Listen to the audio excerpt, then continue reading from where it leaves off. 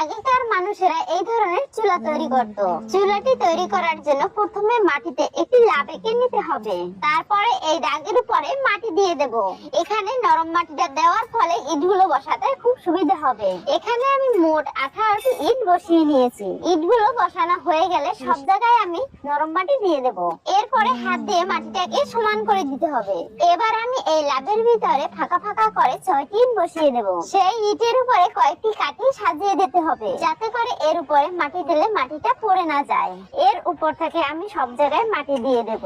তারপরে হাত দিয়ে মাটিটাকে একটু সমান করে দিতে হবে। যারা ফেসবুকে প্রতিনিয়ত লাইক কমেন্ট করেন সাহিত্যের কথা বিথি বিএম আর ইউটিউব থেকে সুব্রত বুদ্ধ মন্ডল, তোমাদেরকে অসংখ্য ধন্যবাদ। রঙের কোটা বসিয়ে পাশ থেকে মাটি দিয়ে সমান করে দিতে হবে। এরপরে সম্পূর্ণ চুলাটি লিপে নিতে হবে।